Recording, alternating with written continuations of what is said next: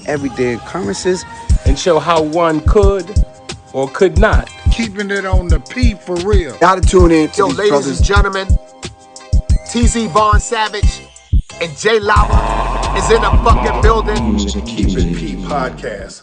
B1 to you players. Y'all tune in to their podcast. Yeah. B1 to the family. This is Kendra Blackwood with Hold the Mayo, the segment where I bust down and expose the lies in these here articles. But before I get started, please subscribe to my YouTube channel, the Hot Lava Music TV YouTube channel, Von Savage Media YouTube channel, and all the channels on the network. And with that being said, father of Highland Park shooter sponsored son's gun owner card because he thought he was going to a shooting range. And he also raised this scooter the shooter hell spawn. I know he was raised in the good old ways of white supremacy and debauchery. Now we're going to attempt to listen to the media explain away this dude's responsibility to his murderous hell seed. Anyway, the totally responsible father of accused Highland Park 4th of July parade killer told the New York Post his son spoke to him about the mass shooting in Denmark the night before he committed his own massacre. And the father washed his hands of any blame over how the suspect got his gun. And I say he shouldn't be able to wash his grubby little mitts of anything, as this demon was incubated in your devil's lair, knowing what would happen.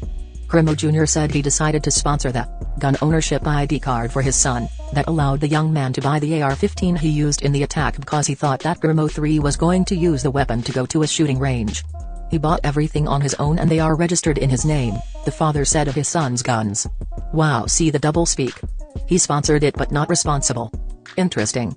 It goes on to say, you know, he drove over there, sorted them out, picked them up, ran background checks on each one, Crimo Jr. said, insisting he had zero involvement in the massacre. They make me like I set him up to do all of this, he said of the critics. I've been here my whole life, and I'll stay here, I'll keep my head up, because I didn't do anything wrong. Oh no bucko. You did everything wrong when you didn't kill him at birth. But the father, Robert Crimo Jr., hired one of R. Kelly's attorneys to combat claims that he is helping his son mentally disturbed to buy weapons. Isn't that ironic that they want to use R. Kelly's name in conjunction with criminality? This just shows that white criminality is always overshadowed by someone black. Anyway, with more Mayo's planning, Crimo Jr. said that the night before the shooting, he and his son Robert Crimo 3 spoke about the 22-year-old Danish father who shot and killed 3 people in a shopping mall outside Copenhagen on Sunday. He said, yeah, that guy is an idiot. That's what he said. Thus he remembered his son's words about the shooter from Denmark. According to the father, the alleged killer commented, people like that, committing mass shootings, to amplify people who want to ban all guns. I spoke with him 13 hours before the massacre on Monday. That's why I guess I'm in such a state of shock. It's like, did he have a psychiatric break or something? He said about his son. On Tuesday, Stephen Greenberg, who previously represented R. Kelly in the music superstar's federal sex trafficking case, announced that Crimo Jr. and his estranged wife, Denise, had hired him following their son's arrest. Did they do that again? Okay, R. Kelly already. Geez Louise. If we could get off R. Kelly, it continues to say. The father, a former local mayoral candidate who used to run a neighborhood sandwich shop, has faced a wave of criticism for sponsoring his son's gun license application, which allowed Crimo 3 to buy 4 guns including the alleged murder rifle, before the age of 21. The father sponsored the request 3 months after authorities labeled his son a clear and present danger for threatening to kill his entire family in 2019. The incident, which prompted police to briefly seize a sword, dagger and 50 knives from the shooter's home, was just a childish outburst and the knives were just a collection, Crimo Jr. told the New York Post. On Wednesday, Crimo Jr., who has been telling reporters that he is not the father of the shooter but a caretaker of the house, said he and the suspect's mother are devastated and stunned by the bloodshed. While the father said he fully supports his son and will continue to attend all of his court hearings, he is furious about the tragedy. I want a long sentence, Crimo said of his 21-year-old son. This is life. You know that you have consequences for actions. She made a choice.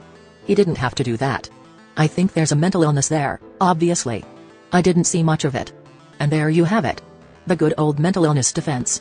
That should make him and his dad burn. Because now it seems like they knew what they could do, and how to get away with it. His last little bit of splaining goes. Crimo Jr. insisted his son's crimes were not motivated by hate, noting that a relative of one of his longtime friends was injured in the shooting. I am speechless with that. It just took me by surprise. It's horrible, she said when asked about the victims. It's surreal. I mean, essentially, I lost a son too. Stinks. And see, That's the problem. If you took more responsibility for that little bastard, then you wouldn't be trying to throw them under the bus now. And give it up for the father loyalty. It seems like it's do or die on the PC side of the game. But hey, what do I know? I just work at Keep It P Podcast. Also go sign the petition at noantiblackracism.com. That's noantiblackracism.com. Also, go grab a shirt. And I got 4 words for you. Love, peace, blessings.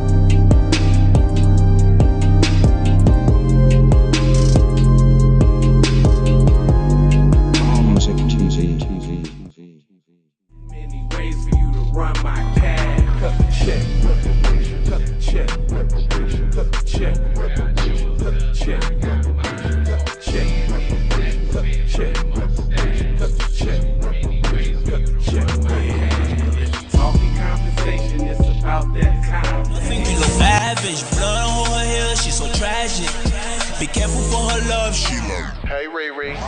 Hey Rihanna, hey girl, how you doing? I'm into you like Trump's in the Putin. I know that might sound a little confused. Call me when you need a friend. Call me when you need someone to come through with that loving baby, baby. I'll be the one to hit it from the back. You be putting on my body, babe.